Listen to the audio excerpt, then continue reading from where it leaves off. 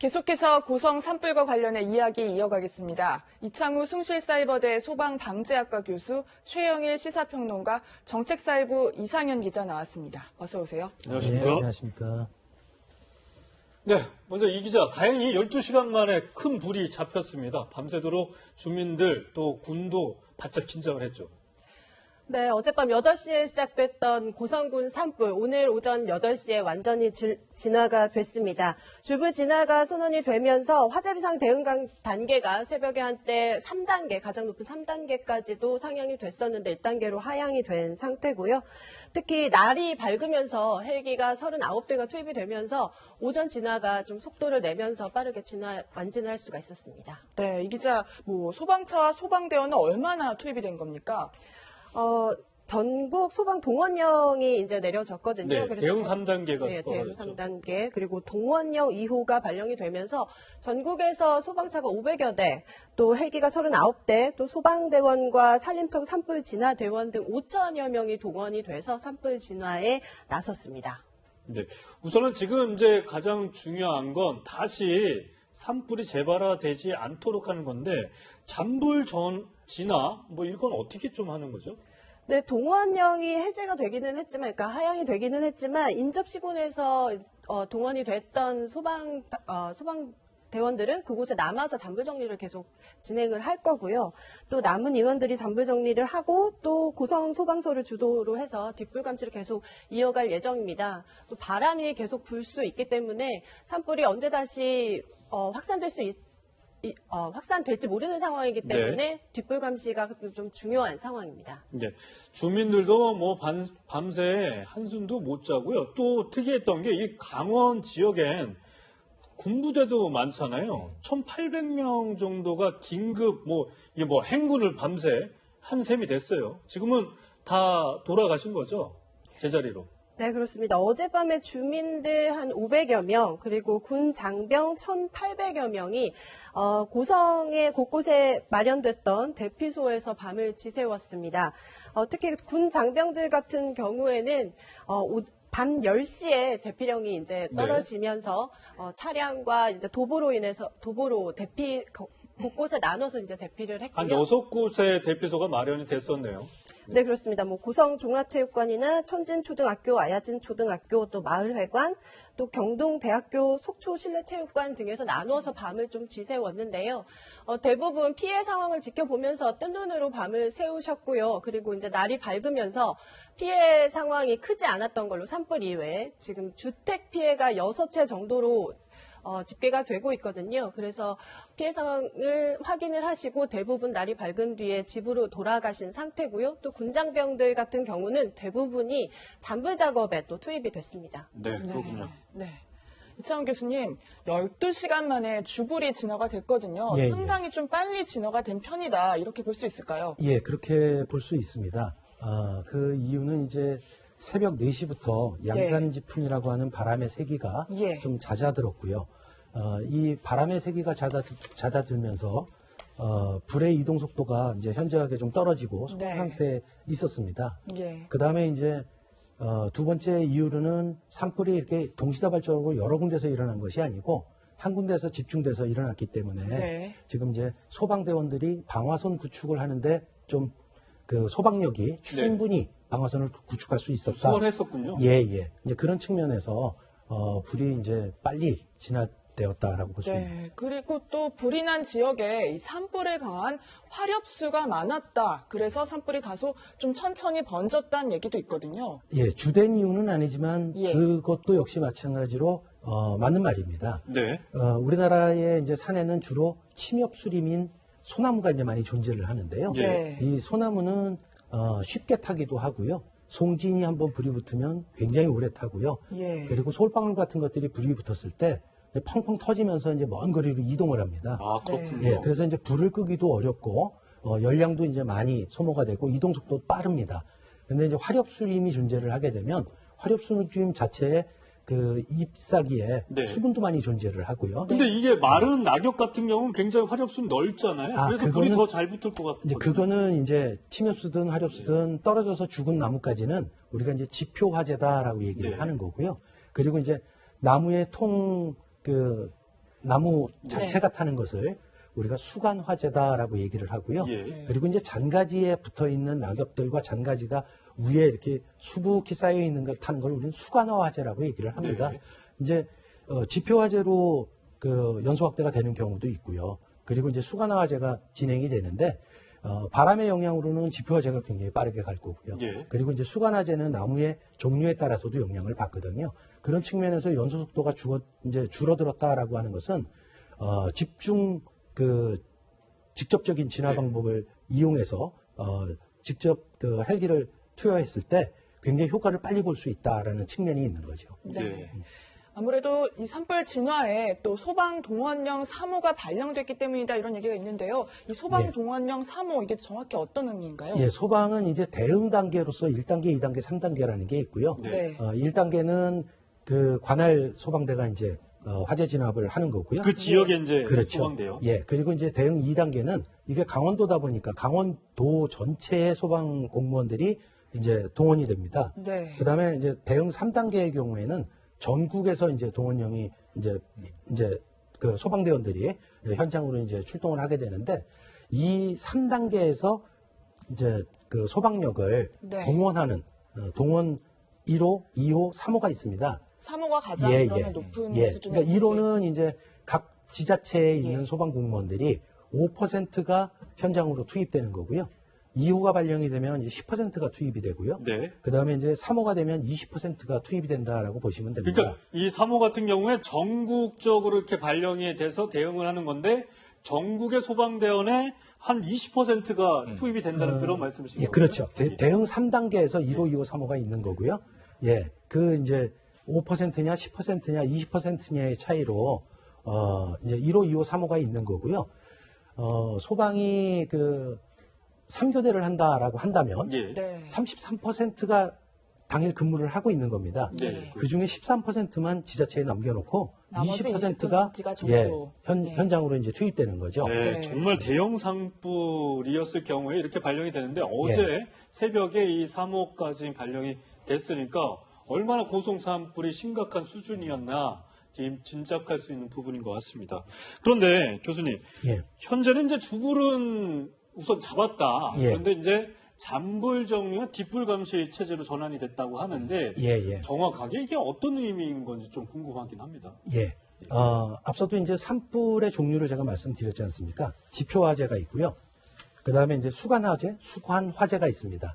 근데 이제 헬기에서 직접적으로 이제 소화약제를 투여를 하다 보면 수간 화재와 수관 화재는 이제 쉽게 꺼집니다. 네. 근데 이제 지표 화재는 이 죽은 낙엽이, 마른 낙엽이 수북히 쌓여 있기 때문에 그 속불도 남아 있을 수 있고요. 근데 그게 이제 예. 뭐 사실 저희가 알기로는 예. 헬기로 위에서 이제 공중에서 물 같은 걸 뿌리는데 예. 사실 나무가 요즘에 산림이 우거져서 예. 지표까지 이렇게 물이 내려가지 않아서 예. 계속 부시가 남아 있는 경우가 많다고 들었어요. 그렇죠. 그래서 이제 지표 화재가 남아 있는 거거든요. 그러니까 위에 나무가 타고 있는 거는 이제 헬기로 진압이 된 거고요. 지표 화재가 이제 남아 있는 겁니다, 현재. 그래서 잔불 정리를 한다라는 개념은 뭐냐면 직접 지상 진압대원들이 들어가서 네. 그 주변 나뭇가지를 다 치우고요.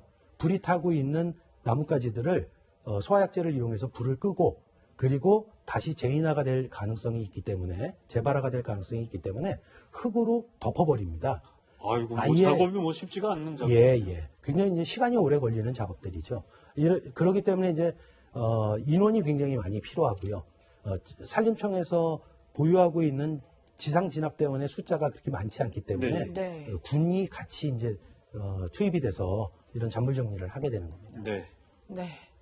사실 1년 전에도 고성에서 산불이 있었습니다. 당시에도 이 산불 규모를 키운 원인 중에 하나가 양간지풍이라고 불리는 이 국제적 강풍이었는데요. 최영일 평론가님, 네. 이 양간지풍 정확히 어떤 의미인지 좀 그러니까 이게 이게 무슨 뜻인가요? 네. 양간지풍이라는 뜻이.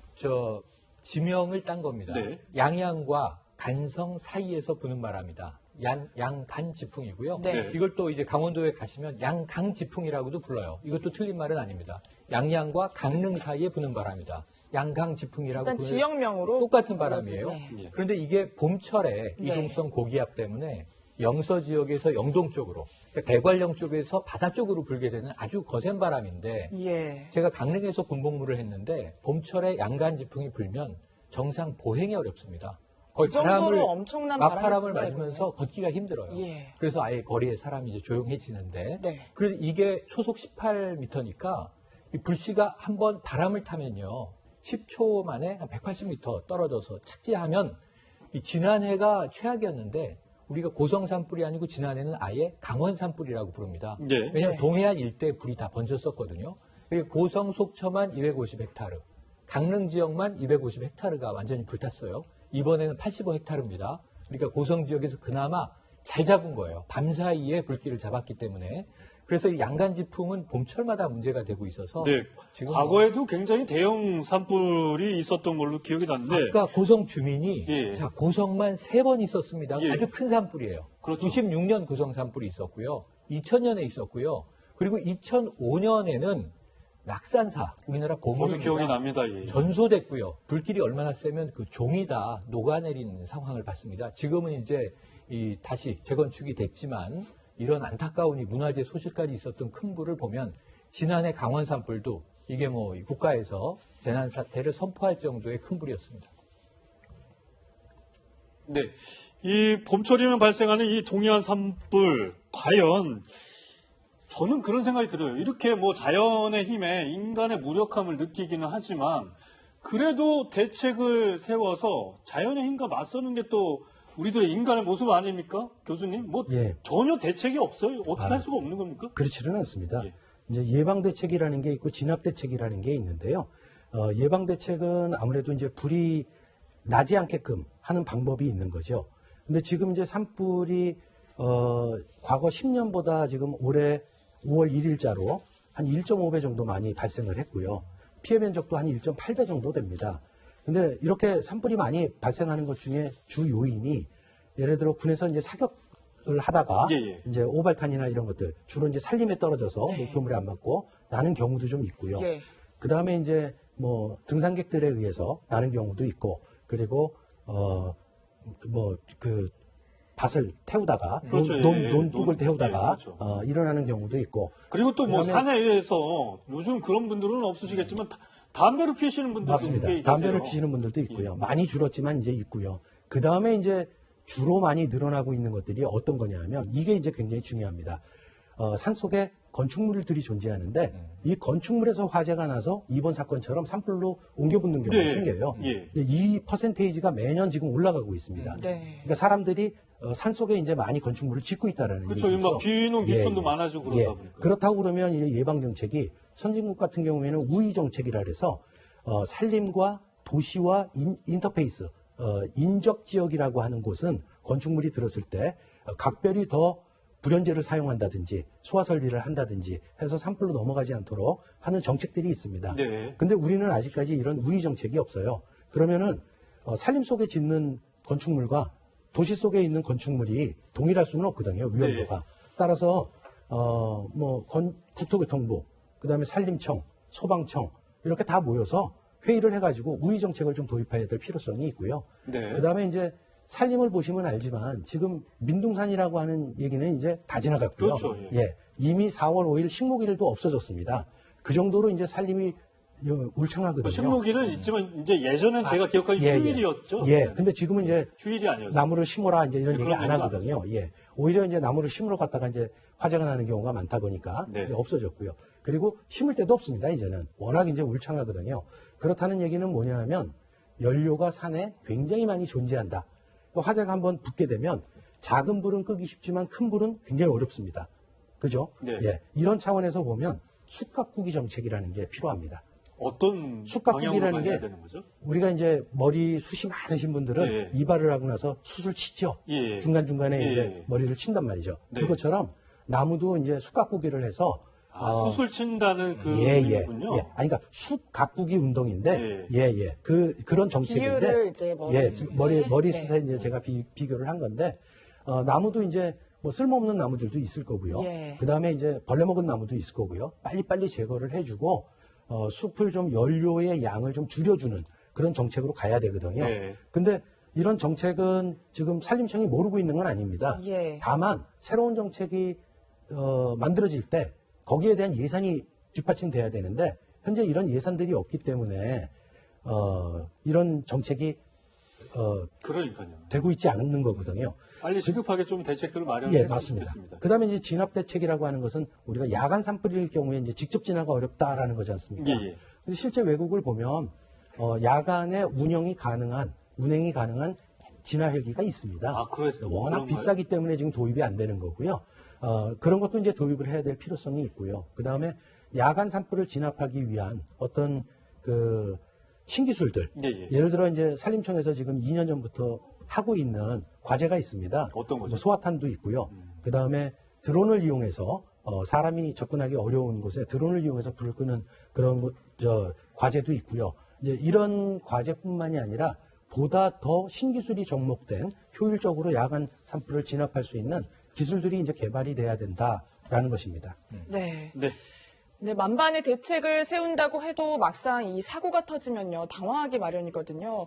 네, 교수님, 그래서 혹시 이 산불 발생 시 대피 요령을 한번 설명 부탁드릴까 합니다. 사실 이제 대피 요령은 뭐 어디에 있느냐에 따라서 달라지는 얘기인데요. 네. 예. 뭐 산에 직접 있는 거냐, 예. 아니면 산림이 난 인근에 주택에 있는 거냐에 따라서 달라지는 거지만 어떻게 됐든 산불이 발생을 하면 산림청에서는 산불 확대 이제 확대가 어떻게 일어날 것인지 피해 예측 프로그램을 돌립니다. 예. 따라서 몇 시간에 얼마만큼 이동을 할 것이다. 그 기상 조건들을 다 집어넣고 미리 예측을 해준다 예측을 이거죠? 합니다. 예. 바로 산불이 나자마자 그걸 예측을 합니다. 예. 그렇게 해서 산불이 진행되는 방향에 있는 모든 주민들한테 거기에 여행객이 됐든 네. 주민이 됐든 거주하고 계신 주민이 됐든 휴대폰을 이용해서 전부 다 문자를 뿌립니다. 재난 상황실에서. 예. 네. 이렇게 해서 대피령을 내리게 되는데요. 그 대피령을 받게 되면 아마 시간이 좀 여유가 있을 겁니다. 예. 그럴 경우에는 집 주변의 가연물을 좀 치워주시고요. 예. 그 다음에 전기 설비 끊어야 되고요. 그리고 차단을 시키고요. 그 다음에 이제 가스 같은 것들도 밸브를 잠근다든지 가스통을 좀 안으로 집어넣는다든지 하는 행동들을 해야 되고요. 그리고 생필품이나 이제 중요한 것들을 좀 챙겨서 나오시는 게 맞는 거고요. 예. 만에 하나 이제 조금이라도 뒤늦게 이제 대피가 이루어졌다라고 하면 분명히 연기와 불을 보는 상황일 겁니다. 예. 이런 경우에는 지금과 같은 행동을 하시면 안 됩니다. 바로 이제 막 예, 몸만 무조건- 이렇게 몸이라도 빠져나와야 예, 되는 그렇습니다. 무조건 네. 이제 대피 장소로 이동을 하셔야 됩니다. 알겠습니다. 이상형 기자. 사실 지금은 이제 오전에 이 고성 지역 바람이 좀 잦아들었어요. 그런데 우려되는 게 아직 뭐 양간지풍이라는 게 다 끝난 게 아니잖아요. 계절적으로.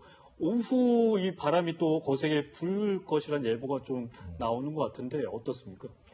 네, 다행히 강풍주의보는 오늘 오전 9시를 기해서 해제가 된 상황입니다. 다만 건조주의보가 계속 내려져 있고 날씨가 건조하기 때문에 작은 바람에도 또 불씨가 확산될 우려 때문에 또 조심을 해야 되는데요. 강풍은 아니지만 이제 강원도 지역에 한해서 약간 강한 바람이 불 우려가 있다고 하니까 긴장을 너무 늦추시는 건 안 되겠습니다. 네, 알겠습니다. 지금 현재까지 고송 산불이 어떻게 해서 발생했는지 정확하게 파악이 되지 않고 있는데 한 주택에서 이 화재가 나면서 그게 인근에 있던 야산으로 옮겨 붙으면서 이 대형 화재로 지금 번진 것으로 파악이 되고 있습니다. 경찰도 정확한 주택 화재에 대해서 조사 중이라고 하는데 최영희 평론가님, 네. 사실 이렇게 주택에서 네. 불이 나면 뭐 내 집에서 예. 어떻게 하다 보니까 실수로 해가지고 불이 났는데 이게 정말 걷잡을 수 없는 산불로 예. 이렇게 옮겨간 거잖아요. 네네. 그러면 저는 제가 그럴 것 같아요. 제가 예. 이 주택에 살고 제가 실수로 불을 냈다면 이거 다 물어내야 되는 건가? 이 피해를 어떻게 감당하나 예. 이런 생각이 들거든요. 법적 조치의 문제가 몇 단계가 있습니다. 예. 사실은 이게 뭐 흡연해선 안 되는 곳에서 흡연하다 불이 났다. 그럼 우리가 이걸 실화라고 하잖아요. 실화도 처벌이 받습니다. 피해 보상 들어가고요. 그리고 이게 방화다 그러면 엄중한 처벌을 받고 형사처벌도 받을 당연히 텐데. 이제 보상을 해야 되겠죠. 그런데 말씀하신 대로 이 지역 내에 살고 계신 주민의 주택에서 불이 났어요. 그럼 이제 화재 원인을 봐야 됩니다.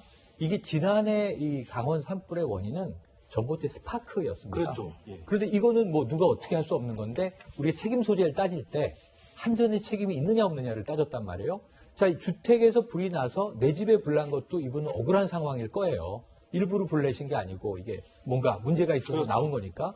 그럼 아까 교수님 말씀처럼 건축법상 문제가 없는 이 주택인데 불이 났다면 이건 실수로밖에 볼 수 없는 거죠. 개인 피해도 억울한데 이게 번졌다. 그럼 집주인이 어쩔 수 없지 않습니까? 그런데 예를 들면 펜션이 이 지역에 있었다. 근데 건축법을 위반했다.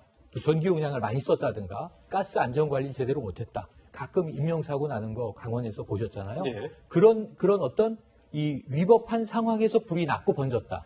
이거는 법적 책임이 또 강하게 물릴 겁니다. 그러니까 이런 화재의 경위를 아마 감식반이 조사할 테니까 거기에 따라서 이 주인조차도 억울한 상황인 것인지 아니면 뭔가 불이 날 수밖에 없는 상황이 이제 조장돼 있었던 것인지 그 결과에 따라서 법적 조치는 달라질 것이다. 이렇게 봐야겠습니다. 네, 알겠습니다.